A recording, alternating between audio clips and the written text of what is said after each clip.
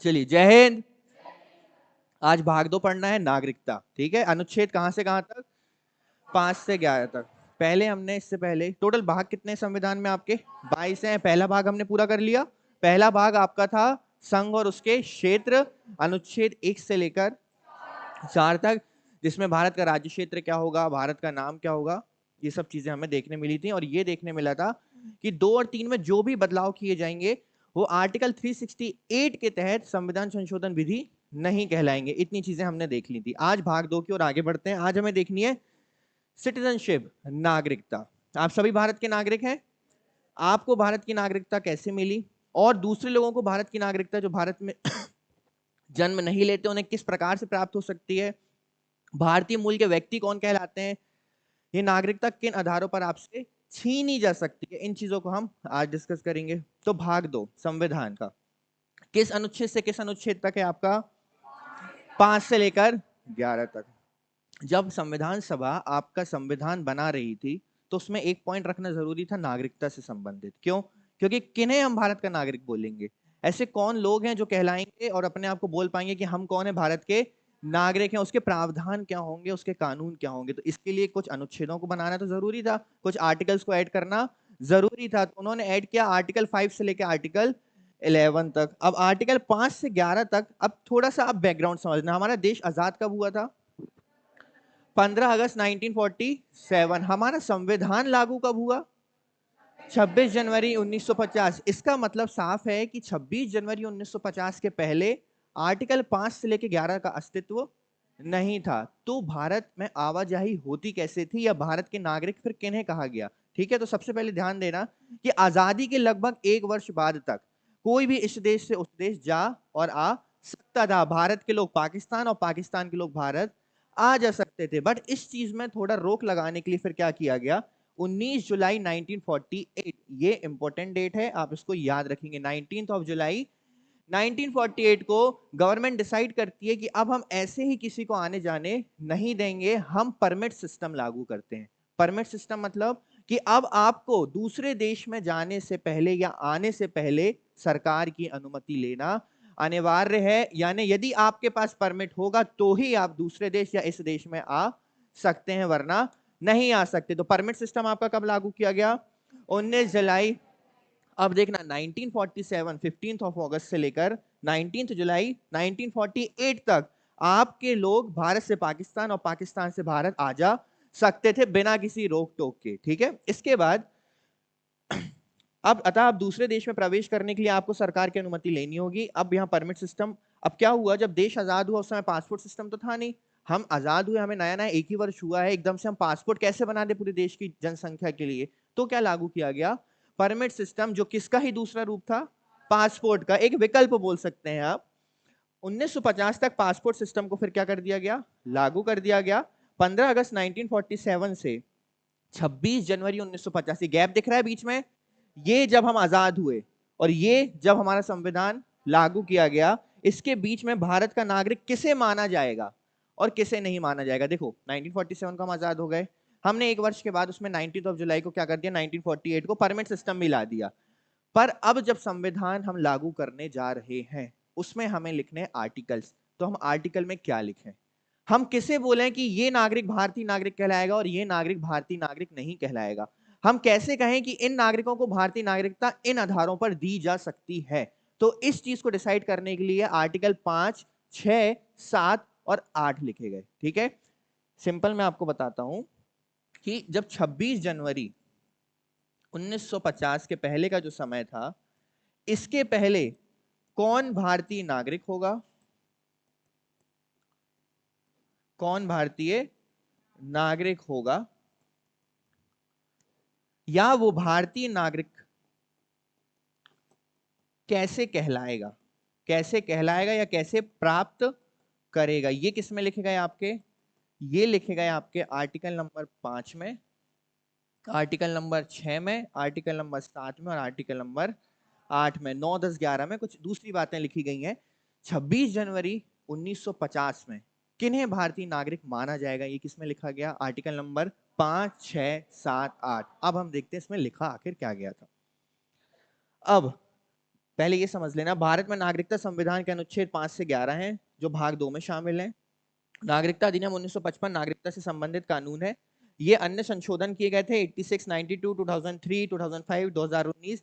नागरिकता संविधान के तहत संघ सूची का विषय है। संघ सूची समझ गए? 7वीं आपकी जो अनुसूची है उसमें 3 सूचियां रखी गई हैं, संघ सूची, राज्य सूची और समवर्ती सूची। संघ सूची वो कहलाती है जिस पर कानून बनाने का अधिकार केवल किसके, केंद्र के पास है। और नागरिकता किसका विषय, केंद्र का या राज्य का? तो किस सूची में रखा जाएगा? संघ सूची में।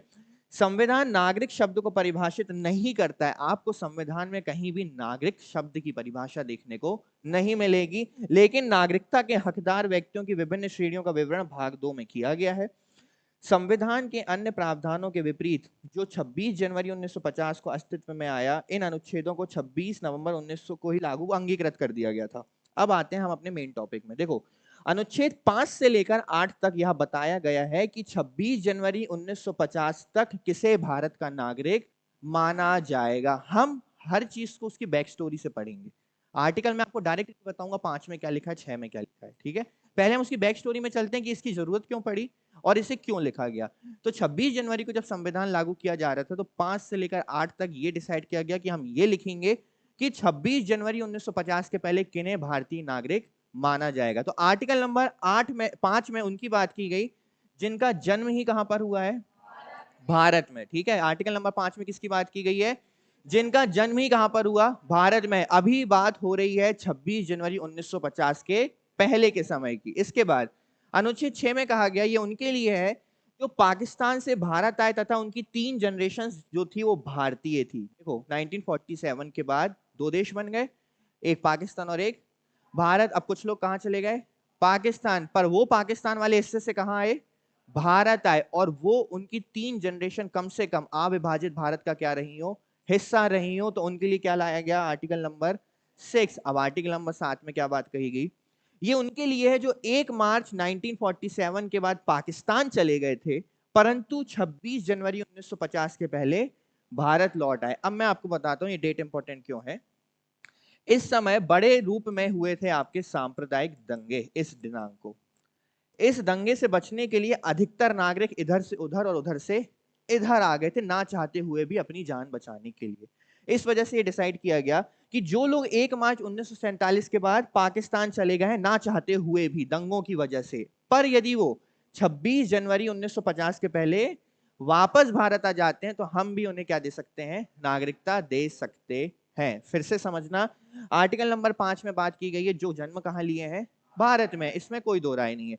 आर्टिकल नंबर 6 में उनकी बात कही गई जो पाकिस्तान से कहां आए, भारत आए हैं। अनुच्छेद नंबर 7 में बात की जो पाकिस्तान चले गए थे 1 मार्च 1947 के बाद या उस दिनांक को, पर वो 26 जनवरी 1950 से पहले क्या होते हैं, भारत वापस आ जाते हैं। अनुच्छेद नंबर 8 में क्या कहा गया, यह उनके लिए है जो किसी अन्य देश में रह रहे थे परंतु उनकी 3 जनरेशंस में कोई ना कोई अविभाजित भारत में पैदा हुआ है। अन्य देश मतलब अब पाकिस्तान की बात नहीं हो रही, कोई भी अन्य देश में रह रहे हैं पर उनकी 3 जनरेशन यानी माता पिता, दादा दादी या परदादा परदादी में से कोई ना कोई कहां पर रहा हो, भारत में रहा हो, तो उन्हें हम क्या दे सकते हैं। सबसे पहले अब इन चीजों को हम थोड़ा डिस्कस कर लेते हैं। आर्टिकल नंबर 5 में किसके लिए, आर्टिकल नंबर 5 जिनका जन्म हुआ। आर्टिकल नंबर 6 किसके लिए है, ठीक है। आर्टिकल नंबर 7 किसके लिए है, पर 26 जनवरी 1950 के पहले वो वापस आ जाते हैं। और आर्टिकल नंबर 8 किसके लिए है, जो अन्य देश में रह रहे हैं परंतु उनकी 3 जनरेशन कहां रह चुकी हैं, अविभाजित भारत का हिस्सा रह चुकी हैं। और ये जो सारी बातें हैं आपकी 5, 6, 7, 8 ये बातें की जा रही किसके लिए, 26 जनवरी 1950 के पहले के लिए। ये आप ध्यान रखेंगे। अभी तक क्यों, क्योंकि 26 जनवरी 1950 को जब ये लागू किया जा रहा है तो इन बातों का क्या रखा जा रहा है, ध्यान रखा जा रहा है। सीधी बात है कि जब संविधान सभा डिसाइड करेगी किसे भारत का नागरिक बनाया जाना देना चाहिए तो वो ये जरूर डिसाइड करेंगे कि अब हम भारत का नागरिक किसे समझें और किसे ना समझे। तो उन्होंने बोला इन आधारों पर हम भारत के नागरिकों को समझ सकते हैं, ठीक है। अब देखना अनुच्छेद 9। अनुच्छेद 9 एकल नागरिकता और नागरिकता समाप्ति के संबंध में उपबंध करता है। अनुच्छेद 9 कुछ नहीं है, अनुच्छेद 9 ये बताता है कि भारत में किस प्रकार की नागरिकता है, एकल नागरिकता है, कोई भी व्यक्ति दो देश का नागरिक एक साथ नहीं हो सकता यदि वो भारत की नागरिकता चाहता है, और अगर वो कुछ इस प्रकार के कृत्य करता है तो भारतीय सरकार उससे क्या ले सकती है, उसकी नागरिकता छीन सकती है। और 10 और 11 में संसद के प्रावधान किए गए हैं। क्यों? क्योंकि देखो 5, 6, 7 और 8 जब बना तब उसने केवल बात करी 26 जनवरी 1950 के। क्यों इसके बाद लोग नागरिक नहीं बन सकते? क्या बन सकते हैं, कोई दूसरे देश के, या हो सकता है 26 जनवरी 1950 के पहले कुछ लोग भारत ना लौटे हो पर बाद में वो भारत के नागरिक बनना चाहते हो। और इससे संबंधित जब कोई कानून या प्रावधान बनाना होगा तो उसकी शक्ति किसको दी गई? संसद को दी गई। और जो संसद को ये शक्ति दी गई है ये किस अनुच्छेद के तहत दी गई है? 10 और 11 के तहत दी गई है। ठीक है, चलिए देखते हैं। सबसे पहले आर्टिकल नंबर 5 से लेकर 8 तक ये किसकी बात करता है? 26 जनवरी 1950 के पहले किसे भारतीय नागरिक माना जाएगा?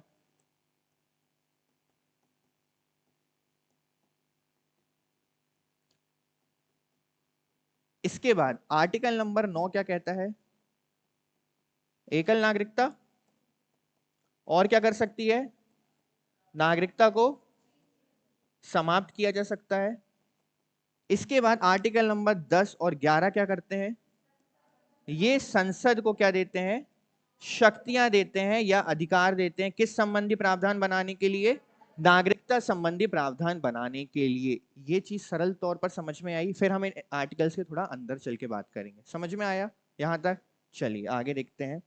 अब अनुच्छेद नंबर 5 बेहद आसान है। 5 में क्या था बताओ जरा मुझे। एक, जिसने भारत में जन्म लिया है वो क्या कहलाएगा?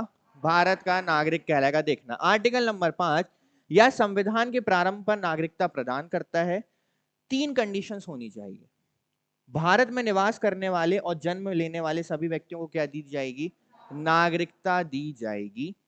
यहां तक कि वे लोग भी नागरिक माने जाते थे जो भारत के निवासी थे लेकिन पैदा नहीं हुए थे, लेकिन जिनके माता पिता में से कोई एक भारत में पैदा हुआ हो। यानी वे व्यक्ति जो जन्म जहां जिन्होंने भारत में तो नहीं लिया पर उनके माता पिता में से कोई क्या है? भारत के नागरिक हैं, उन्हें भी हम जन्म आधार पर क्या दे देंगे? नागरिकता दे देंगे। 26 जनवरी 1950 तक कोई भी व्यक्ति जो 5 वर्ष से अधिक समय से सामान्य निवासी हो, कहां का? भारत का, वह भी नागरिकता के लिए आवेदन करने का हकदार होगा। किस आर्टिकल के आधार पर? आर्टिकल नंबर 5 के आधार पर। तो आर्टिकल नंबर 5 जो जन्म के आधार पर क्या देता है? नागरिकता देता है। किसको? भारतीयों को। वो 3 आधार पर इसको देता है। पहला कि आपका जन्म कहां हुआ हो। अब दूसरी चीज, जन्म ना हुआ हो पर आपके माता पिता में से कोई कहां का हो? भारत का हो। और तीसरा, कम से कम कितने वर्ष?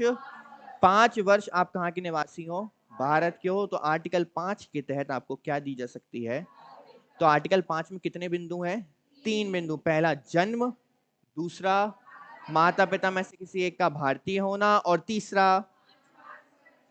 5 वर्ष कम से कम कहां का निवासी हो। तो क्या दी जाएगी आपको? भारतीय नागरिकता दे दी जाएगी। ठीक है, तो ये था भारतीय लोगों के लिए। अब बात करते हैं आर्टिकल नंबर 6 की। यहां उन कुछ व्यक्तियों को नागरिकता का अधिकार प्रदान करता है जो पाकिस्तान से कहां आए हैं? भारत आए हैं। ठीक है, अब सुनना। क्योंकि आजादी के पहले विभाजन और प्रवासन यानी इधर जाना या उधर आना, ठीक है, हुआ था। अनुच्छेद 6 में कहा गया कि जो कोई भी 19 जुलाई 1948, ये डेट क्या आपको याद है? 19 जुलाई 1948 में क्या हुआ? परमिट व्यवस्था लागू, याद है? अब समझना, 19 जुलाई 1948 के पहले यानी परमिट के द्वारा, परमिट व्यवस्था आने से पहले भारत में आया है वह स्वतः ही भारत का नागरिक बन जाएगा। मतलब उन्होंने बोला कि देखो 1 साल आवाजाही चालू थी, अब परमिट व्यवस्था लागू होने से पहले जो भारत में रह गया, ये जो भारत में रुक गया, वो सीधे तौर पर क्या माना जाएगा? भले ही वो कहां से आया हो? पाकिस्तान से। पहली कंडीशन बोला। दूसरी कंडीशन, परंतु उसके माता पिता या दादा दादी में से किसी एक का जन्म भारत में हुआ होना अनिवार्य। अब देखो ये तो सिंपल सी बात है कि जब 26 जनवरी 1950 के पहले की बात हो रही है तो भारत में या अविभाजित भारत में तो जन्म उनका हुआ ही होगा। बस ये कंडीशन उनके लिए लिखी गई कि ऐसा व्यक्ति ना हो जिसके माता पिता या दादा दादी किसी दूसरे अन्य देश की नागरिकता रखते हो। लेकिन इस तिथि के बाद भारत में प्रवेश करने वालों को अपना पंजीकरण, किस तिथि के बाद? और बशर्ते कि किसी भी व्यक्ति को तब तक पंजीकृत नहीं किया जाएगा जब तक कि वह अपने आवेदन की तारीख से ठीक पहले कम से कम 6 महीने तक भारत में ना रहा। अब सरल तौर पर समझते हैं। देखो 19 जुलाई एक डेट पकड़ के चलते हैं हम। कौन सी डेट? 1940। इस दिनांक को क्या लागू किया गया था? परमिट व्यवस्था, परमिट सिस्टम या परमिट व्यवस्था लागू की गई थी। ठीक है, अब उन्होंने बोला कि परमिट व्यवस्था के आने के पहले, इसके पहले जो कहां पर है, भारत में रह गया है, भारत में रह गया, चाहे वो पाकिस्तान से आया हो या जो कहां पर हो पहले से भारत में हो, पर और उसके माता पिता या दादा दादी में से किसी एक का जन्म कहां हुआ हो? भारत में हुआ हो, तो वो कहां का नागरिक बन जाएगा? किस दिनांक से पहले आया हो यदि? पर अगर वो व्यक्ति इसके बाद आता है, यदि वो इसके बाद आता है तो उसे क्या करना पड़ेगा? पंजीकरण, या जिसे हम रजिस्ट्रेशन कहते हैं, पंजीकरण करवाना आवश्यक है। पर वो पंजीकरण तब करवा सकता है जब वो कम से कम कितना? 6 माह। जब वो कम से कम 6 माह कहां रहा हो? भारत में रहा हो, तो हम उसको क्या दे देंगे? भारत की नागरिकता दे देंगे। किस आर्टिकल के तहत? Article number 6। बात उनकी हो रही है जो पाकिस्तान से कहां आए? भारत आए। क्लियर है? चलिए 19 जुलाई 1948 के बाद मान लीजिए परमिट से पहले यदि कोई व्यक्ति आता है तो क्या उसे नागरिकता दी जाएगी? चलिए ठीक है। और 19 जुलाई 1948 के बाद यदि परमिट व्यवस्था के बाद व्यक्ति आता है तो क्या तुरंत नागरिकता दी जाएगी? तो क्या करना होगा? पंजीकरण, कम से कम कितना रह लिया हो? 6 माह रह लिया हो, तो उसे क्या दे दी जाएगी? नागरिकता दे दी जाएगी। अब आगे बढ़े, आर्टिकल नंबर 7 क्या कहता है? पाकिस्तान में कुछ प्रवासियों को नागरिकता का अधिकार, जो किस दिनांक के पहले आ चुके हो भारत?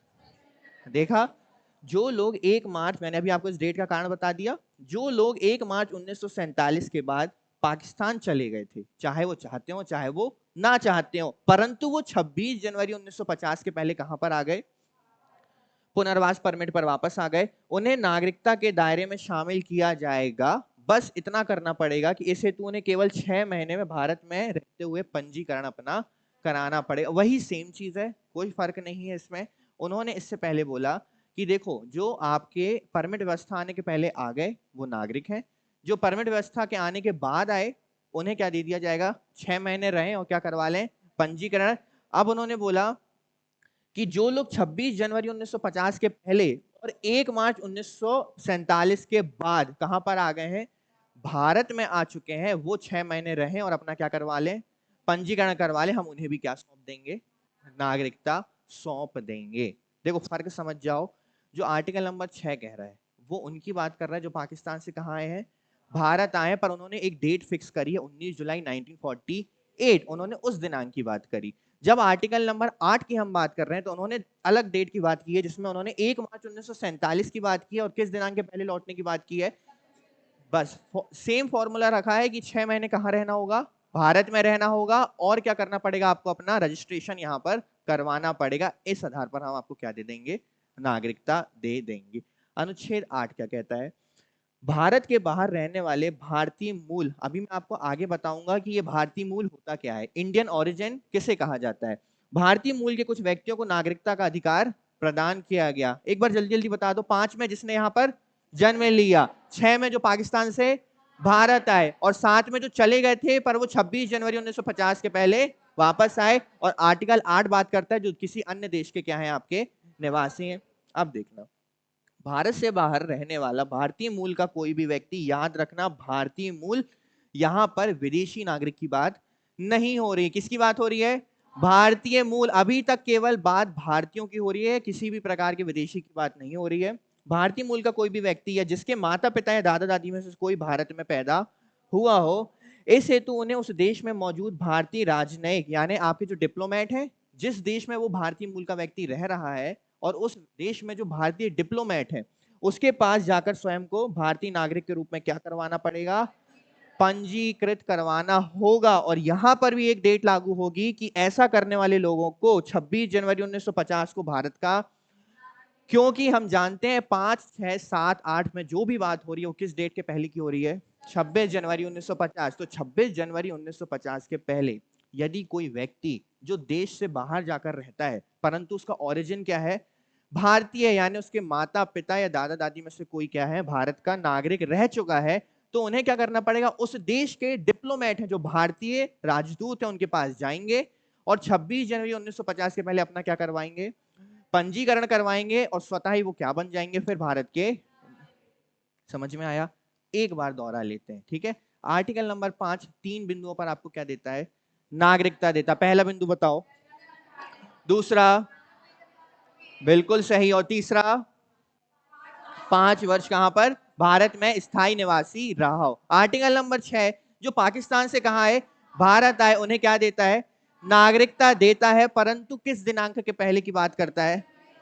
19 जुलाई 1948 के पहले जो आ गए वो सीधे क्या माने जाएंगे? भारतीय नागरिक, परमिट व्यवस्था लागू होने से पहले। परंतु जो इसके बाद आएगा, ठीक है, उन्हें क्या करना होगा? बिल्कुल सही, 6 महीने भारत में रहते हुए अपना क्या करवाना पड़ेगा? पंजीकरण। आर्टिकल नंबर 7 जो बोलता है कौन सी डेट? 1 मार्च 1947 और किस दिनांक के पहले? 26 जनवरी 1950 के पहले जो भारत आ गए, ठीक है, उन्हें केवल 6 महीने रहना होगा और वो क्या करवा सकते हैं? अपना पंजीकरण। आर्टिकल नंबर 8 कहता है कि जो भारतीय मूल का व्यक्ति है, जो कहां रह रहा है? विदेश में रह रहा है, वो 26 जनवरी 1950 के पहले उस विदेश में रह रहे भारतीय डिप्लोमेट के पास जाकर अपना क्या करवा ले? पंजीकरण करवा ले। और यदि वो ऐसा करवा लेता है तो वो क्या कहलाएगा फिर?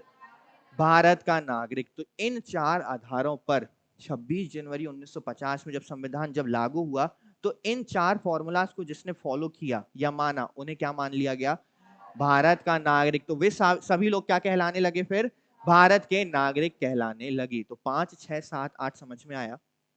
अच्छे से समझ में आया? आगे बढ़े। चलिए अब बढ़ते हैं हम आर्टिकल नंबर 9 की ओर। यदि जो बात करता है एकल नागरिकता की, क्योंकि भारत में किस प्रकार की नागरिकता है?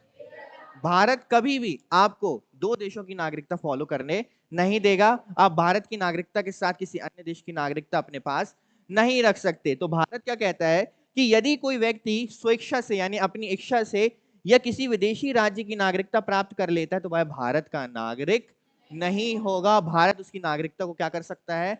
समाप्त कर सकता है। यानी देखिए, मान लीजिए मैं अभी भारत का नागरिक हूं, अगर मैं भारत की नागरिकता का त्याग करना चाहता हूं सीधे तौर पर, तो मैं त्याग कर सकता हूं कि मुझे अब भारत का नागरिक नहीं रहना। परंतु यदि मैं किसी दूसरे देश में निवास करता हूं, अच्छा इसके लिए भी एक फॉर्मूला है, कम से कम 7 वर्ष, ठीक है। यदि मैं किसी दूसरे देश में रहता हूं और उस देश की नागरिकता को क्या कर लेता हूं? प्राप्त कर लेता हूं, तो स्वतः ही अपने आप मेरी भारत की नागरिकता क्या हो जाएगी? समाप्त हो जाएगी आर्टिकल 9 के तहत। अब ये बताइए आर्टिकल नंबर 10 और 11 किसको शक्ति देते हैं? संसद को शक्ति देते हैं। किस संबंधी प्रावधान बनाने के लिए? नागरिकता संबंधी प्रावधान बनाने के लिए। अब देखो, इसमें कहा गया है कि प्रत्येक व्यक्ति जो इस भाग के किसी भी पूर्वगामी प्रावधान के तहत भारत का नागरिक है, मतलब जो 5, 6, 7, 8 को फॉलो करता है और 9 को भी क्या नहीं करता है? हनन नहीं करता है, वो क्या माना जाएगा? भारत का नागरिक माना जाएगा। संसद द्वारा बनाए गए किसी भी कानून के प्रावधानों के अधीन ऐसा नागरिक वो बना रहेगा। अर्थात यह अनुच्छेद संसद को नागरिकता वापस लेने का अधिकार भी देती है। और आर्टिकल नंबर 11 यह संसद को नागरिकता के अधिग्रहण और समाप्ति और उससे संबंधित सभी मामलों के संबंध में कोई भी प्रावधान या कानून बनाने का अधिकार देती है। तो 10 और 11 में आपका क्या है? संसद के कानून बनाने की शक्तियां। समझ में आया?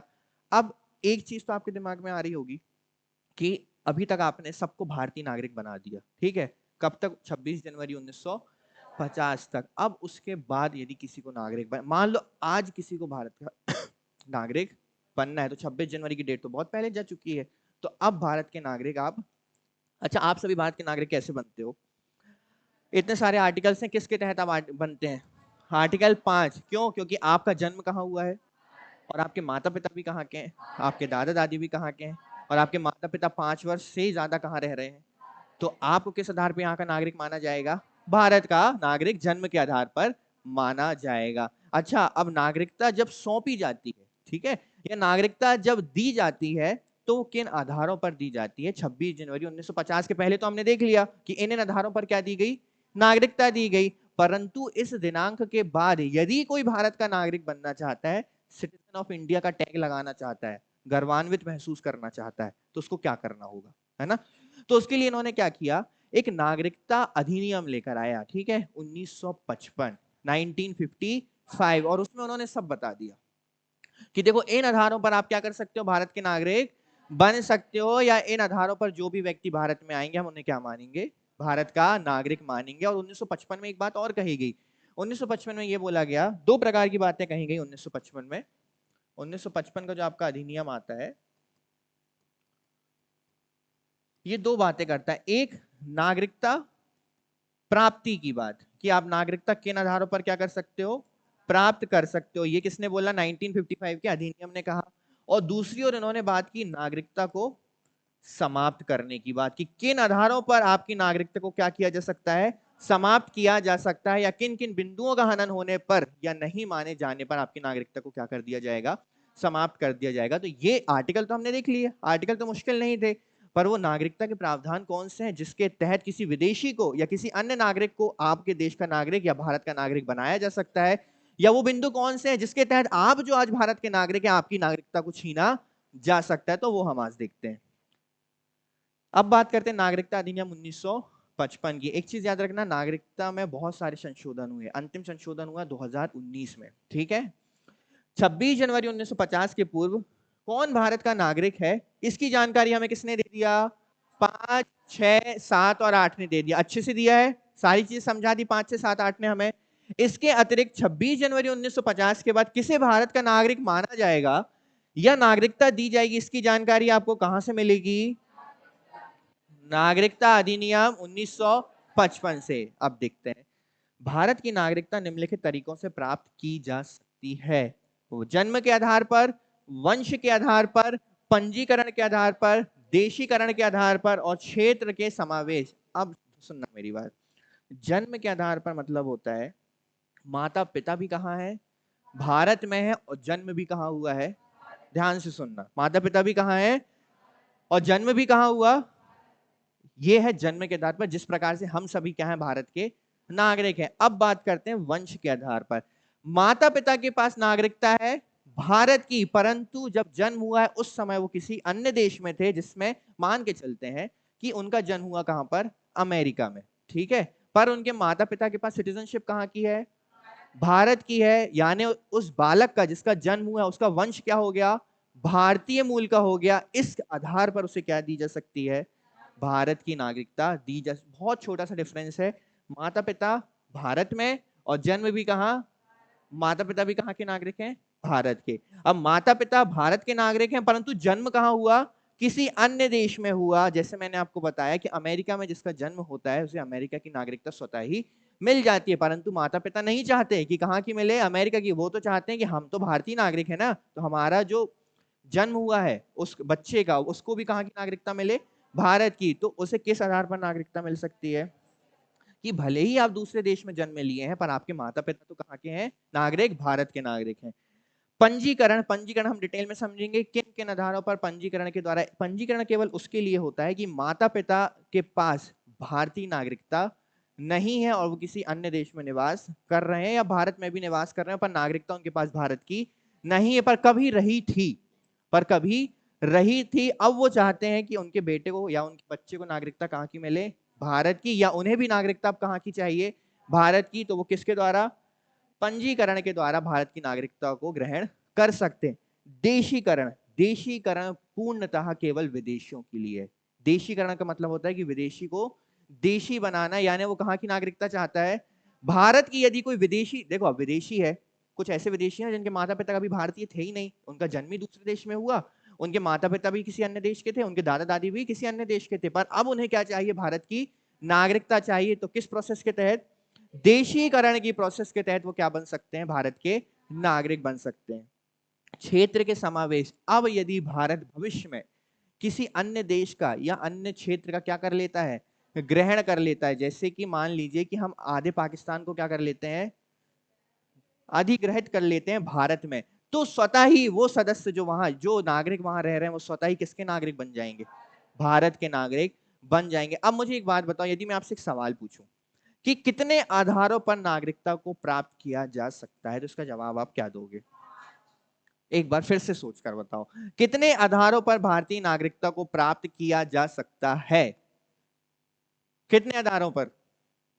3, 5, 4? कितने आधारों पर? जन्म के आधार पर प्राप्त की जा सकती है, वंश के आधार पर, पंजीकरण के आधार पर, देशी पर। इस आधार पर प्राप्त कर सकते हो क्या? आप कॉल करोगे क्या पीएम को कि सर हमारे क्षेत्र को कब्जा कर लीजिए क्योंकि हमें भारत का नागरिक बनना है? हो सकता है ऐसा? अटैक कर दीजिए इतने क्षेत्र को, ये 5 किलोमीटर बस ले लो आप, क्योंकि यहीं पर मैं रहता हूं, मैं यहीं का मूल निवासी बना के रखा है मैंने, तो मैं कहाँ का नागरिक बन जाऊंगा? तो क्या इस आधार पर नागरिक बन सकते हो? अगर आपको नागरिकता प्राप्त करनी है तो यहां तो आप ऑटोमेटिकली क्या बन रहे हो? भारत के नागरिक बन रहे हो। तो ये फर्क समझ में आया। पर 1955 में जब बात की गई है कि कितने आधारों पर या कितने तरीकों से भारतीय नागरिक बना जा सकता है या बन सकते हैं, तो कितने? 5 आधारों पर। कितने आधारों पर भारतीय नागरिक बन सकते हैं? 5 आधारों पर। अब इन आधारों को समझते हैं डिटेल में। अब थोड़ा सा ध्यान से, है ना, बहुत सारी डेट आपके सामने आएंगी, बहुत सारे पॉइंट्स आएंगे अलग अलग आधारों पर, ध्यान से देखना। आराम से चल रहा है, जल्दबाजी में तो नहीं हो रहा है, चीजें समझ में आ रही हैं? देखो, भारतीय नागरिकता का अधिग्रहण और निर्धारण। नागरिकता अधिनियम 1955 भारतीय नागरिकता के अधिग्रहण और निर्धारण का प्रावधान करता है। भारतीय नागरिकता 4 तरीकों से क्या की जा सकती है? हासिल। जन्म, वंश, पंजीकरण और देशीकरण। अब सबसे पहले हम बात करते हैं जन्म की। 26 जनवरी 1950, ये डेट से फ्रेंडली हो गए हो आप लोग? क्योंकि इससे पहले की बात तो किन आर्टिकल्स ने कर दी है? 5, 6, 7, 8। अब हम उसके आगे आ चुके हैं। 26 जनवरी 1950 को या उसके बाद, लेकिन 1 जुलाई 1987 से पहले जन्मा प्रत्येक व्यक्ति भारतीय नागरिक होगा, चाहे उसके माता पिता भारत के नागरिक हो चाहे ना हो। अब एक चीज मैं आपको बता दूं, इन डेट में आप इसलिए मत फंसना क्योंकि इन डेट में कुछ भी इंपॉर्टेंट नहीं है। समय समय पर 86, 92 में क्या किया गया? संविधान में संशोधन किए गए, नागरिकता में संशोधन किए गए, जिस वजह से कोई एक डेट निर्धारित की गई कि इस डेट के पहले ये किया जाएगा और इस डेट के बाद ये किया जाएगा। बस इंपॉर्टेंट आपके लिए कौन सी डेट है? 26 जनवरी 1950। अब 1 जुलाई, अब देखो 1 जुलाई 1987 के पहले समझना, 26 जनवरी 1950 और 1 जुलाई 1987 के पहले यदि किसी का जन्म कहां पर हुआ है? भारत में हुआ है, भारतीय नागरिक है, चाहे उसके माता पिता की राष्ट्रीयता कुछ भी हो, तो वो कहां का नागरिक बन जाएगा? सिंपल है, कोई फर्क नहीं है इसमें। 1 जुलाई 1987 के पहले किसी का भी जन्म यदि भारत में हुआ है और उसके माता पिता नागरिक हो चाहे ना हो, उसे कहां की राष्ट्रीयता दे दी जाएगी? भारत की। दूसरा पॉइंट अब चेंज कर देंगे, 1 जुलाई 1987 और 3 दिसंबर 2004 के बीच भारत में जन्मा प्रत्येक व्यक्ति भारत का नागरिक होगा, पर जन्म के समय उसके माता पिता में से किसी एक का क्या होना अनिवार्य है? तो अब अगली डेट आप याद रखेंगे, 3 दिसंबर 2004, कि 3 दिसंबर 2004 के पहले और 1 जुलाई 1987 के बाद यदि किसी ने जन्म लिया है भारत में, तो उसे भारतीय नागरिकता दे दी जाएगी, परंतु उसके माता पिता में से किसी एक का भारतीय होना अनिवार्य है। अब मैं आपको थोड़ा सा डिफरेंस बता देता हूं। 26 जनवरी की बात की बातें हो रही हैं, आप सिर्फ एक डेट याद रख लो, कितने जुलाई? कितना जुलाई? साल कौन सा? 1987। बस ये डेट याद रखो, 1 जुलाई 1987। 26 जनवरी के बाद और 1987 1 जुलाई के पहले यदि किसी ने भारत में जन्म लिया तो उसे भारत की नागरिकता दे दी जाएगी, माता पिता में से कोई भारतीय हो चाहे ना हो।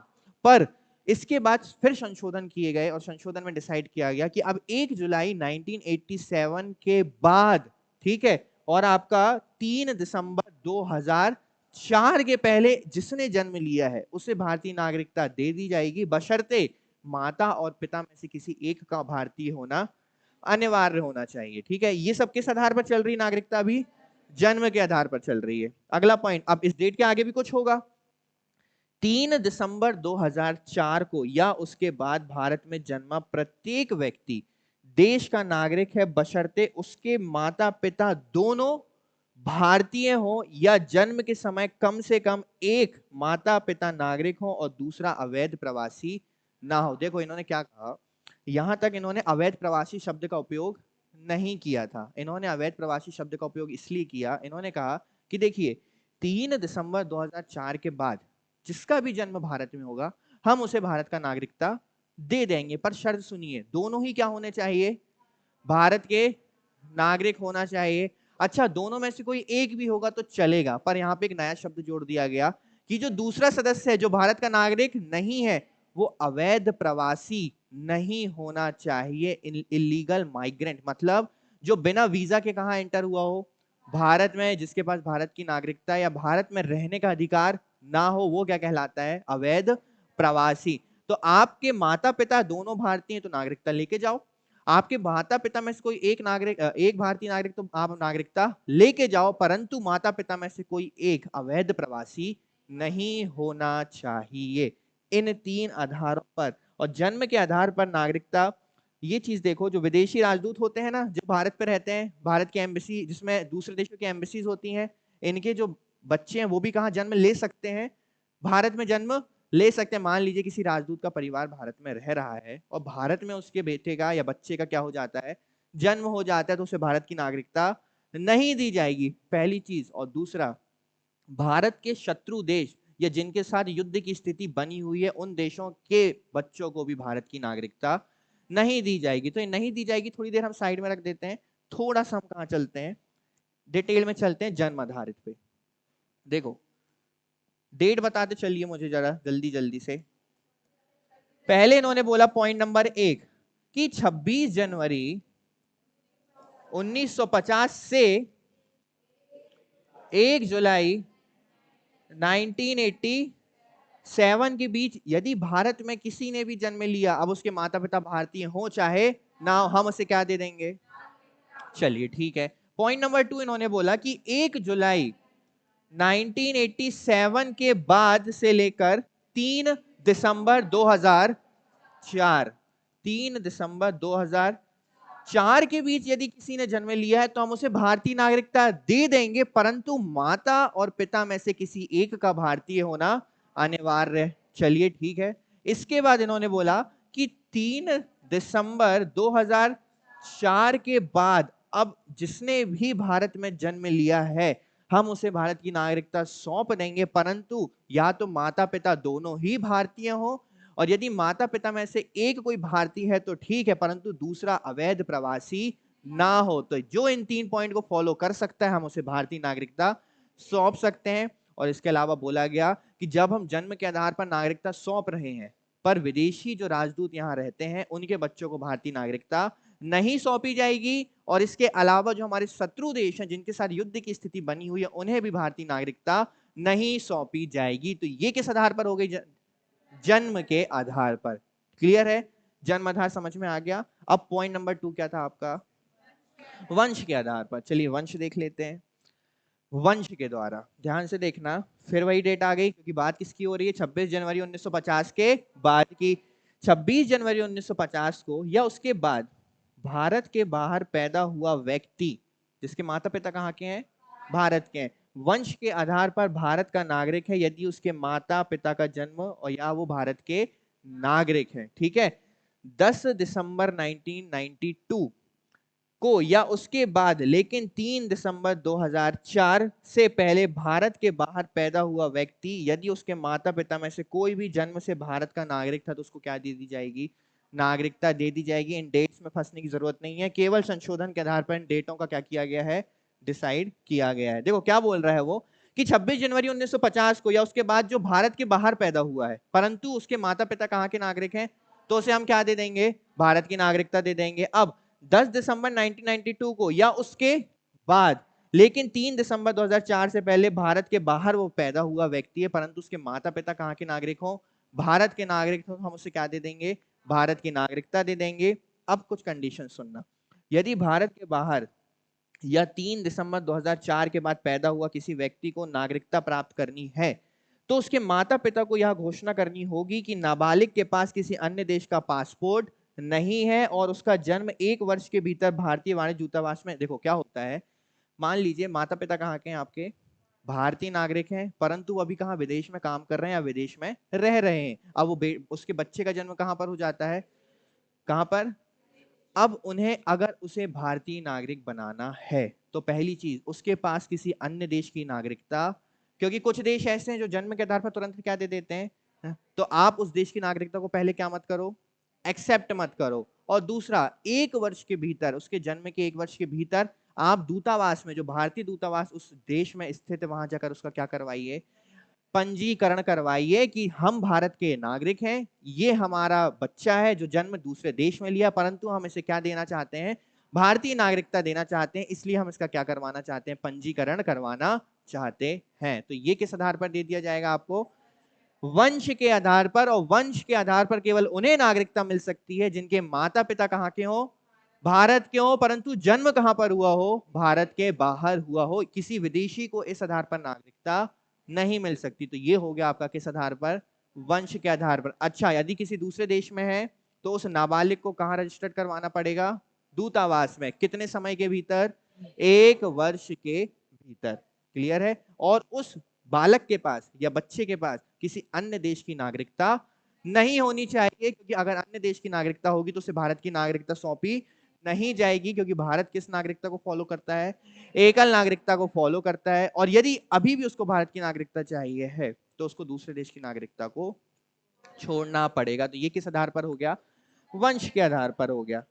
अब पंजीकरण, अब सुनना मेरी बात। अब पंजीकरण मतलब होता है रजिस्ट्रेशन। तो एक चीज पहले आप मुझे बताओ, क्या पंजीकरण के द्वारा किसी विदेशी जिसके ना माता पिता ना दादा दादी कभी भारतीय रहे हो या भारतीय मूल के रहे हो, क्या उन्हें नागरिकता दी जा सकती है, हाँ या नहीं?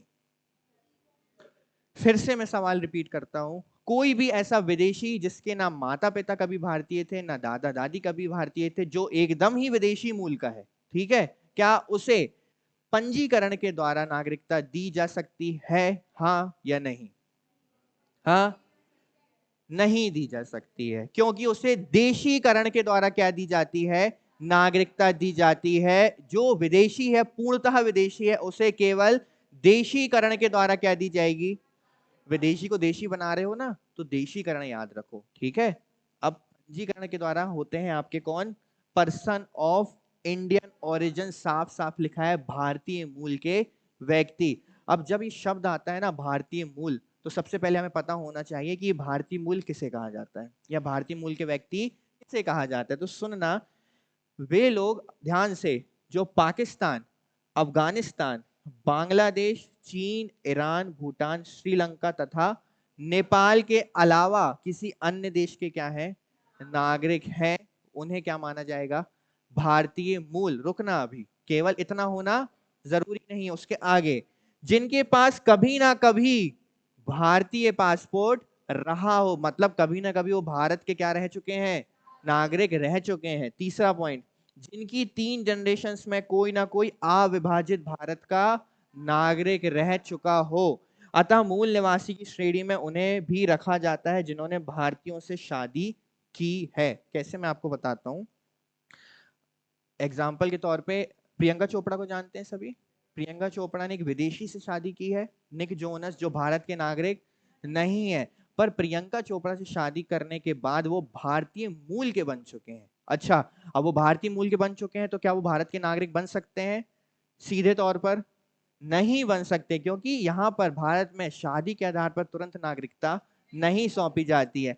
अगर वो भारत के नागरिक बनना चाहते हैं तो देखो, वो भारतीय मूल के तो बन चुके हैं, क्योंकि उन्होंने शादी किससे कर ली, एक भारतीय महिला से कर ली, ठीक है, इसलिए वो भारतीय मूल के बन चुके हैं। अब अगर उन्हें भारत की नागरिकता चाहिए है तो कम से कम 7 वर्ष कहां रहना होगा, और उसके बाद फिर आपको अपने आप को रजिस्टर्ड करवाना पड़ेगा भारत का नागरिक बनने के लिए। फिर भारत सरकार एक्सेप्ट कर लेगी और आपको क्या सौंप देगी, भारत की नागरिकता, बशर्ते आपको अपनी पुरानी नागरिकता को छोड़ना पड़ेगा। समझ में आई चीजें? फिर से सुनना, सबसे पहले भारतीय मूल के नागरिक कौन बोले जाएंगे, जो इन देशों के अलावा किसी अन्य देश में रह रहे हैं और उनने कभी ना कभी भारत पासपोर्ट का यूज किया है, या उनकी 3 जनरेशन्स कहां रह चुकी हैं, अविभाजित। अब देखो, इन्हें इसलिए नहीं माना जाता है भारतीय मूल का, क्योंकि ये पहले ही कहां के हिस्से थे, पहले ये भारत के हिस्से थे, अभिन्न अंग थे पास्ट में, है ना, इसलिए इन्हें, और ये अन्य देश बन चुके हैं तो इन्हें भारतीय मूल का, क्योंकि सभी को पता है कि इनकी कोई ना कोई जनरेशन तो भारत में रह चुकी है ना,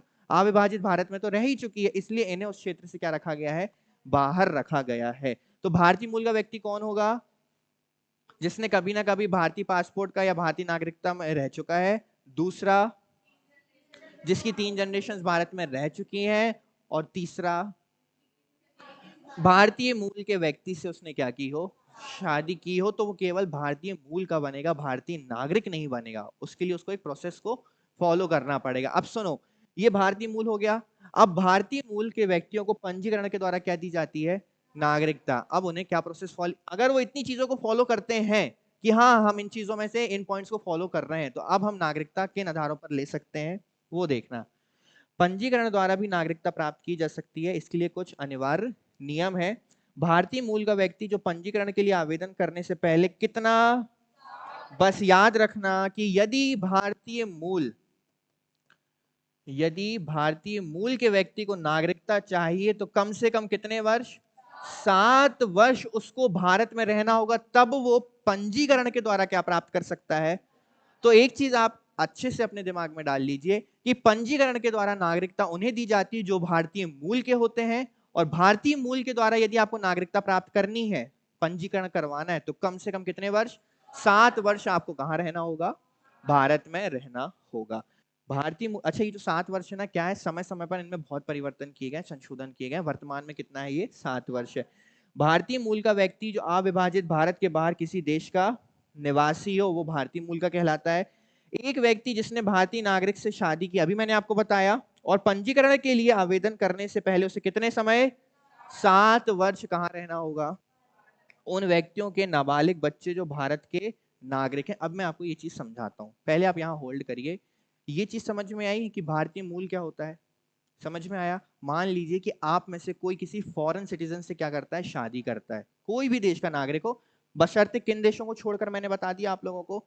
अब वो क्या करते हैं, अगर शादी करते हैं किसी विदेशी नागरिक से, तो विदेशी नागरिक भारतीय तो नहीं बनेगा, पर भारतीय मूल का वो कहलाने लगेगा। अब मानते हैं कि उसे क्या चाहिए? भारत की नागरिकता चाहिए। अब उसे यदि भारत की नागरिकता चाहिए है तो कितने वर्ष? 7 वर्ष कहां रहना होगा? उसके बाद वो अपना क्या करवा सकता है? पंजीकरण करवा सकता है। और पंजीकरण के द्वारा क्या बन सकता है? अब ध्यान से कहानी सुनना, ठीक है? इतना समझ में आया है? यहां तक चीजें क्लियर हैं? अब सुनना, 2 कपल हैं, ठीक है? ये हो गया आपका कपल नंबर ए, और ये हो गया आपका कपल नंबर बी, ठीक है? कपल ए और कपल बी दोनों ही अभी कहां के नागरिक हैं? भारत के नागरिक हैं, ठीक है? अब दोनों को काम के सिलसिले में कहां जाना पड़ता है? अमेरिका जाना पड़ता है। अब ध्यान से सुनना, अमेरिका चले गए हैं, ठीक है? अब ये जो है, ये है देशभक्त। देशभक्त मतलब इनको कौन प्यारा? भारत प्यारा। इनको कहां की नागरिकता प्यारी? तो ये काम करने के लिए कहां गए? अमेरिका गए। अब जब ये अमेरिका गए तो जो इनका बच्चा है वो कहां पैदा हो जाता है? अमेरिका में पैदा हो जाता है, ठीक है? अमेरिका में पैदा हो जाता है। अब जब वो अमेरिका में पैदा हो जाता है तो वो क्या करते हैं कि अभी अमेरिका में है, तो उन्होंने सोचा कि अभी तो हमें अमेरिका में 5-6 साल रहना है, तो उन्होंने सोचा कि हम इसको कौन सी नागरिकता दे देते हैं? अमेरिका। तो जो ये थे, इनके बच्चे को इन्होंने कहां की नागरिकता दे दी? अमेरिका की नागरिकता दे दी। बच्चा भी 5 साल का हो गया, 10 साल का हो गया, अभी भी कहां का नागरिक है वो? और इन्होंने भी भारत की नागरिकता को अभी तक त्यागा नहीं है, ठीक है? क्योंकि ये साफ तौर पर सरकार को कह रहे हैं कि हम काम के सिलसिले पे कहां रहते हैं? भारत में। हम भारतीय मूल के हैं। हमारा मूल कौन सा, ओरिजिन कहां का है? भारत का है। हमारे पास नागरिकता भी कहां की है? भारत की है। बस हमारा जो बच्चा है वो कहां पैदा हो गया है? इसे सिटीजनशिप कहां की मिल गई है? अब सुनना, काम समाप्त हो गया, सारी चीजें हो गई। अब ये कहां लौट रहे हैं? वापस से भारत लौटते हैं, ठीक है? ये यहां बना देता हूं मैं। ये वापस अमेरिका से कहां लौटते हैं? भारत लौटते हैं। अब जब ये भारत लौटते हैं तो इन्हें समझ आता है कि यार हमारा देश तो सबसे प्यारा, हम तो भारत के नागरिक ही हैं, पर हमने तो अपने बेटे को कहां की नागरिकता दे दी है? अमेरिका की। और अब जब हम भारत लौट रहे हैं तो हमें अपने बेटे को नागरिकता कहां की सौंपनी है? तो अगर 18 वर्ष के पहले, यानी उसके बालिग होने से पहले, वो भारत में अप्लाई करते हैं, रजिस्ट्रेशन करवाते हैं अपने बेटे का कहां का नागरिक बनने के लिए? भारत का नागरिक बनने के लिए, बालिग होने से पहले, तो उसे भारत की नागरिकता सौंप दी जाएगी और भारत की नागरिकता उसको सौंप दी जाएगी, परंतु उसे तत्काल प्रभाव से अमेरिका की नागरिकता को छोड़ना पड़ेगा। समझ में आया? इस आधार पर उसका बेटा या उनका बेटा या बच्चा क्या बन सकता है? भारत का नागरिक बन सकता है। ये कहानी समझ में आई? तो ये था कपल नंबर 1। अच्छे से समझ में आई कहानी। अब कपल नंबर 2, काम के सिलसिले में कहां गए? अमेरिका गए और अधिक समय तक कहां रहने लगे? अमेरिका। और इन्होंने क्या किया कि यार अमेरिका हमको अच्छा लग रहा है, तो हम नागरिकता कहां की ले लेते हैं? इन्होंने नागरिकता भी कहां की ले ली? अच्छा, ये जो कपल था इसने नागरिकता ली थी अमेरिका की, ये भारतीय नागरिक ही थे। इन्होंने नागरिकता ले ली कहां की? अमेरिका की नागरिकता ले ली। अब जब इन्होंने अमेरिका की नागरिकता ले ली तो इनका बच्चा भी कहां का हो गया? और यदि इनका बच्चा जन्म भी लेता तो कहां का हो गया? अमेरिका। तो अब ये पूरा परिवार कहां का नागरिक हो चुका है? अब याद रखना, परंतु ये भारतीय मूल के हैं। क्यों? क्योंकि इनकी पीढ़ियां या 3 जनरेशन कहां रह चुकी हैं? अब जो भारतीय मूल के होते हैं उनको एक कार्ड दिया जाता है, ओसीआई कार्ड। ओसीआई का फुल फॉर्म होता है ओवरसीज सिटीजन ऑफ इंडिया। ठीक है, ओवरसीज मतलब जो दूसरे देशों में रहते हैं। अब overseas citizen of India card इनके पास है। अब क्या होता है, ये 10 वर्ष रहते हैं, 20 वर्ष रहते हैं, इनको अच्छा कहाँ लग रहा है? अमेरिका में। फिर सडन इनको दिमाग में आता है कि यार कुछ भी बोलो, भारत तो भारत है, हमारा सबसे प्यारा देश कौन सा था? अब हमें अपने भारत की नागरिकता फिर से वापस चाहिए, हमें इस अमेरिका की नागरिकता में नहीं रहना। हम वापस कहाँ जाकर रहेंगे? क्योंकि जब इनका काम सब हो गया, इनको यहाँ पर अच्छा नहीं लग रहा, तो ये डिसाइड करते हैं कहाँ वापस जाने का? भारत जाने का। अब एक समस्या आ चुकी है, समस्या आ चुकी है कि ये नागरिक कहाँ के हैं? ये तो अमेरिका के नागरिक हैं। तो अब सुनना, यदि इनके पास ओसीआई कार्ड है, ठीक है, यदि इनके पास ओसीआई कार्ड है तो 1 वर्ष के भीतर ये भारतीय नागरिकता को प्राप्त फिर से कर सकते हैं, क्योंकि इनकी 3 जनरेशन या पुरानी जनरेशन कहां रह चुकी हैं? भारत। और एक चीज ये फॉलो कर चुके हैं, कभी ना कभी इनके पास भारतीय नागरिक का पासपोर्ट था कि नहीं था? ये भारत से ही काम करने आए थे, पहली कंडीशन। अब पर हाँ, ओसीआई कार्ड धारक के कम से कम 5 वर्ष के होने चाहिए। कम से कम ओसीआई कार्ड इनके पास कब तक होना चाहिए? 5 वर्ष से यदि इनके पास ओसीआई कार्ड है तो ये 1 साल के भीतर ही क्या प्राप्त कर सकते हैं फिर से?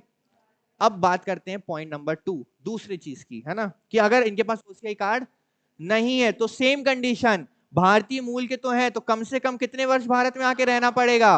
7 वर्ष। 7 वर्ष के बाद ही आप क्या बन सकते हो? और ये जो दोनों कंडीशन है, ये दोनों कंडीशन फॉलो करेंगी इनके बच्चे के लिए भी। क्यों? यदि इनका बच्चा भारत आता है, ये उसे नागरिकता देना चाहते हैं, तो ओसीआई कार्ड के तहत जो 5 वर्ष से है तो 1 साल के भीतर वो क्या बन सकता है? नागरिक। और अगर ओसीआई नहीं है तो कितने वर्ष रहना होगा? 7 वर्ष उसे भारत में रहना होगा। ये होती है पंजीकरण की प्रोसेस। समझ में आया? दोनों कपल्स की स्टोरी समझ में आई? एक भारत के नागरिक थे, बच्चा बाहर पैदा हुआ, वो वापस भारत आए, उन्होंने रजिस्ट्रेशन करवाया और क्या दे दिया उसको? नागरिकता भारत की। दूसरे भारत के थे, तब अमेरिका चलेगा, नागरिकता अमेरिका की ग्रहण कर ली, पर बाद में उन्हें लगा कि हमें वापस कहां लौटना है? भारत। तो ओसीआई कार्ड है तो 1 साल के भीतर ले सकते हैं, अगर ओसीआई कार्ड नहीं है तो कितने साल रहना पड़ेगा? 7 साल भारत में आके रहना पड़ेगा। अगर ये समझ में आ गया तो सबसे मुश्किल चीज आपको समझ में आ चुकी है। क्लियर है? अच्छे से क्लियर है? चलिए, आखिरी आधार है हमारा देशीकरण आधार, है ना। आखिरी आधार मैंने इसलिए बोला क्योंकि जो आपका भूमि अधिग्रहण का जो अधिकार होता है, जिसके तहत नागरिकता दी जाती है, उसमें कुछ समझने लायक है ही नहीं, क्योंकि भारत ने जिस क्षेत्र का अधिग्रहण किया वो क्या बन जाएगा? भारत के नागरिक बन जाएंगे। तो उसमें ऐसा कोई नियम कानून नहीं है कि ऐसा होना चाहिए, इतनी जनरेशन होनी चाहिए, या यहाँ पैदा होना चाहिए, या भारत में इतने वर्ष रहे, ऐसा कुछ भी उसमें नहीं है। अब देखो, देशीकरण किन के लिए है? देशीकरण विदेशियों के लिए। उन विदेशियों के लिए जो भारतीय नागरिकता को प्राप्त, मतलब हमें विदेशियों को क्या बनाना है? देशी बनाना है। कोई व्यक्ति देशीकरण द्वारा नागरिकता प्राप्त कर सकता है। अब कंडीशन सुनना, यदि वह सामान्य रूप से 12 वर्ष। अब एक चीज बोली जाती है इसमें कि कोई भी विदेशी भारत का नागरिक बन सकता है। ध्यान से सुनना, कोई भी फॉरेनर इंडियन सिटीजन बन सकता है यदि वो 12 वर्ष कहां रह रहा हो, परंतु वो आ जा सकता है। पर जब वो आ जा सकता है तो टोटल डेज वो इंडिया में रह चुका है। देखो, अब वो भारत में आता है, फिर अपने घर जाता है, या जहां का वो सिटीजन है वहां जाता है। अगर टोटल डेज उसने कितने दिन भारत में बिताए हैं, यदि उनको काउंट किया जाए तो वो कितने होने चाहिए? 11। कितने वर्ष होने चाहिए? देखो, 12 वर्ष वो कहां रह चुका हो? भारत में रह चुका हो। अब 12 वर्ष में उन्होंने ये बोला कि बीच बीच में 6 महीने 8 महीने के लिए 2 महीने के लिए वो अपने पुराने देश जा सकता है या बाहर जा सकता है, पर एग्जैक्ट वो भारत में कितने समय रहना चाहिए? 11 वर्ष रहना चाहिए, तभी उसको क्या दी जाएगी? भारत की नागरिकता दी जाएगी। और एक कंडीशन आती है कि 8वीं अनुसूची में से जो 22 भाषाएं हैं उसमें से किसी एक भाषा का उसको क्या होना चाहिए? अब सीधी सी बात है यार, कोई 12 वर्ष यदि भारत में रहेगा तो एक ना एक भाषा तो वो जरूर सीख ही जाएगा। और आप सभी जानते हैं कि इन 22 भाषाओं में अंग्रेजी को स्थान नहीं दिया गया है। अब एक चीज बताओ मुझे, किसी विदेशी को भारत का नागरिक बनाना है तो 12 वर्ष कहां रहना चाहिए? भारत में। और टोटल डेज कितने होने चाहिए? लगभग 11 वर्ष होने चाहिए, और उसको 22 में से किसी एक भाषा का। अब मान लो कि जैसे कि बिल गेट्स हैं, ठीक है, या कभी स्टीव जॉब्स थे, इन्हें भारत का नागरिकता चाहिए, तो क्या इन्हें ये चीज फॉलो करनी पड़ेगी? इन्हें ये चीज फॉलो करनी पड़ेगी, हाँ या नहीं? सुनो, कुछ ऐसे स्पेशल पर्सन जो विश्व ख्याति प्राप्त हैं कला के क्षेत्र में, साहित्य के क्षेत्र में, विज्ञान के क्षेत्र में, या जिन्होंने मानवता के लिए किसी बड़े कार्य को संपादन या संपादित किया है, ऐसे व्यक्तियों को इन शर्तों को मानने की जरूरत नहीं है। भारत सरकार उन्हें सीधे तौर पर भारतीय नागरिकता सौंप। अब सीधी बात है यार, इतने बड़े व्यक्ति यदि भारत के नागरिक होंगे तो किसके लिए गर्व की बात होगी? भारत के लिए गर्व की बात होगी। तो भारत उनसे बोलेगा कि पहले 12 वर्ष आके रहो, उसके बाद ही हम आपको भारत का नहीं, आप इतने बड़े साहित्यकार हैं, आप इतने बड़े कलाकार हैं, तो हम आपको सीधे तौर पर बिना किसी कंडीशन को माने, भले आपको भाषा आती हो चाहे ना आती हो, हम आपको क्या दे देंगे? तो देशीकरण में 2 आधार पर नागरिकता दी जाती है, ठीक है। कितने वर्ष रहना चाहिए? टोटल डेज कितने होने चाहिए? ठीक है, और 22 भाषाओं में से किसी एक भाषा का उसको ज्ञान होना चाहिए। ये हो गया पहला आधार विदेशियों को नागरिकता देने का। दूसरा आधार, यदि विदेशी कोई स्पेशल पर्सनैलिटी हो साहित्य के क्षेत्र में, दर्शन के क्षेत्र में, कला के क्षेत्र में, विज्ञान के क्षेत्र में, या मानवतावाद के लिए उसने किसी बड़े कार्य को किया हो, तो उसे बिना किसी इन 2 शर्त को माने भारत की नागरिकता सौंप दी जाएगी। अच्छे से क्लियर है? क्लियर है? आगे बढ़े। तो ये हमने देख लिया सारा क्या, नागरिकता प्राप्ति के आधार। अब एक चीज बस रह गई, नागरिकता को छीनना। वो बहुत कम है, वो ज्यादा आधार उसके हैं नहीं, केवल 3 आधारों पर नागरिकता आपकी छीनी जा सकती है। सबसे सरल पहला, कि आप स्वयं ही क्या कर दो? भारतीय नागरिकता का त्याग कर दो, तो भारतीय नागरिकता आपकी समाप्त हो गई। दूसरा, समाप्ति। कैसे समाप्ति? यदि कोई नागरिक जानबूझकर या स्वेच्छा से किसी, तो आपकी स्वतः ही क्या हो जाएगी? यहां पर त्याग नहीं किया है उसने, उसने दूसरे देश की नागरिकता को क्या किया है? एक्सेप्ट किया है, तो उसकी नागरिकता क्या हो गई? समाप्त। और यहां पर उसने अपने मन से क्या कर दिया था? त्याग कर दिया था। अब तीसरा कारण होता है वंचित करना। वंचित करने के आधार बहुत सारे हैं। सबसे पहला आधार सुनना, यदि वो किसी आतंकवादी गतिविधि में क्या है? लिप्त है। दूसरा, उसने किसी अन्य देश की नागरिकता को प्राप्त कर लिया। और तीसरा मेजर पॉइंट जो यहां लिखा नहीं है पर मैं आपको बता रहा हूं, वह व्यक्ति, यदि कोई व्यक्ति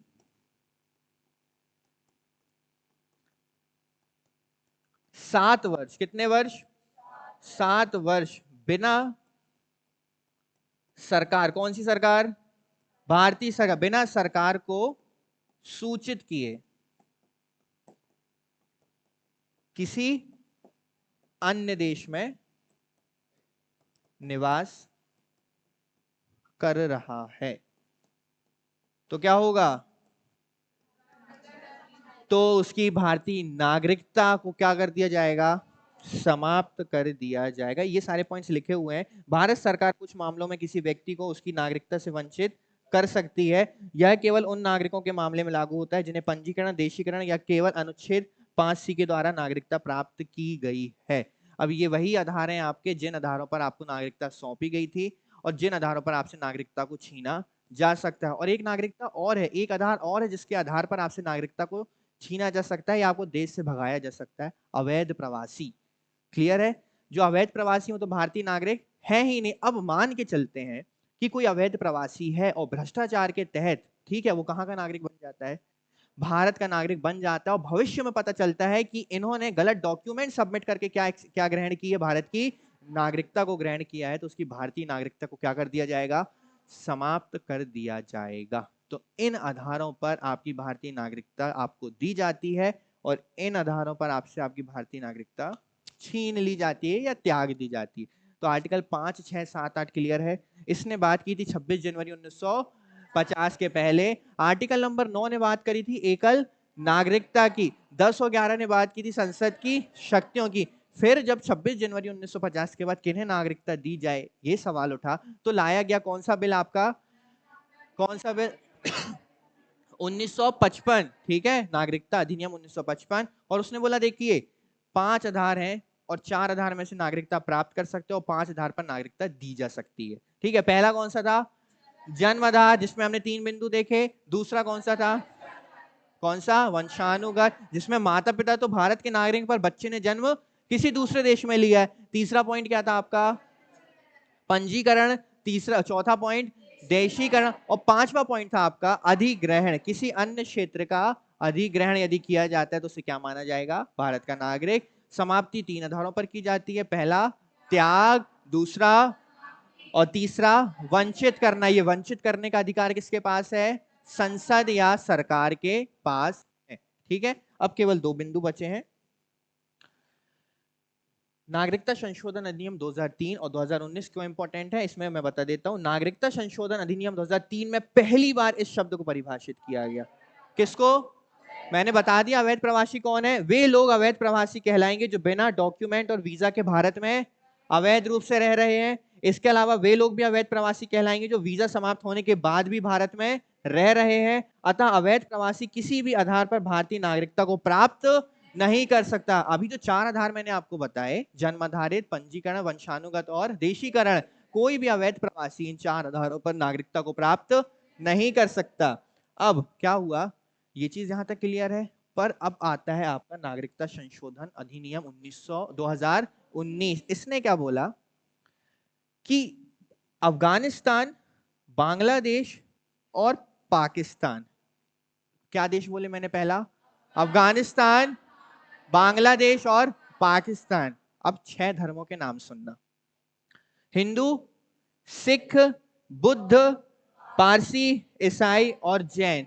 यदि इन 6 धर्मों में से कोई व्यक्ति इस आधार पर या इस आधार पर भारत में प्रवेश करता है, यानी बिना डॉक्यूमेंट के, बिना वीजा के, अवैध रूप से, तो उसे अवैध प्रवासी नहीं माना जाएगा। फिर से सुनना, कौन से 3 देश, अफगानिस्तान, बांग्लादेश और पाकिस्तान। 6 धर्म, हिंदू, सिख, बुद्ध, पारसी, जैन और ईसाई। इन 6 धर्मों के व्यक्ति यदि भारत में इस रूप से प्रवेश करते हैं तो इन्हें अवैध प्रवासी नहीं माना जाएगा। क्यों, क्योंकि ये माइनॉरिटीज हैं और भारत का कहना है कि माइनॉरिटीज की रक्षा करना हमारा कर्तव्य है। तो अगर माइनॉरिटीज भारत में आती हैं तो हम उन्हें देश से बाहर नहीं निकालेंगे, हम उन्हें क्या देंगे, शरण देंगे। और यदि वो पुरानी जो प्रोसेस है उनको फॉलो करते हैं तो हम उन्हें बाद में भारत की नागरिकता भी सौंप सकते हैं। अच्छा, इसमें एक धर्म नहीं है दिख रहा आपको, कौन सा धर्म, मुस्लिम धर्म। क्यों नहीं दिख रहा है, क्योंकि ये जो कंट्रीज है अफगानिस्तान, बांग्लादेश और पाकिस्तान, ये यहाँ पर मुस्लिम जो धर्म है वो माइनॉरिटी में नहीं है। इसलिए यदि वो भारत में एंटर करते हैं तो उन्हें अवैध प्रवासी माना जाएगा। क्लियर है। तो अवैध प्रवासी की परिभाषा किस में संशोधन में दी गई, 2003। और 6 धर्म जिसे अवैध प्रवासी नहीं माना गया वो किस में बोला गया, 2019 में माना गया। तो ये था आपका नागरिकता प्रावधान संविधान का भाग 2। हमने नागरिकता से संबंधित हर उस बिंदु को कवर किया है जो इंपॉर्टेंट है, हर उस पॉइंट को डिटेल में कवर किया है जो नागरिकता से संबंधित है या आपको नागरिकता प्रदान करता है। क्लियर है। तो नागरिकता से संबंधित कोई डाउट है, अगर डाउट निकलता है तो आप बिल्कुल उस डाउट को लेकर आइए, हम उसे अच्छे से कवर करेंगे। ठीक है। तो एक बार, अब एक चीज है, समझ में तो भले आपको आया है नहीं आया वो मैं नहीं जानता, पर यदि इस चीज को अच्छे से आपको समझना है तो जो भी डेट उसमें लिखी थी जन्म के आधार पर, पंजीकरण के आधार पर या आपके अनुच्छेदों में, उस डेट को एक बार अच्छे से रिवाइज आप जरूर करना। केवल 1 और 2 बार रिवाइज करो, उसके बाद आप कभी भी नागरिकता से संबंधित कोई प्रावधान नहीं भूलेंगे। क्लियर है, क्लियर है। चलिए, जय हिंद।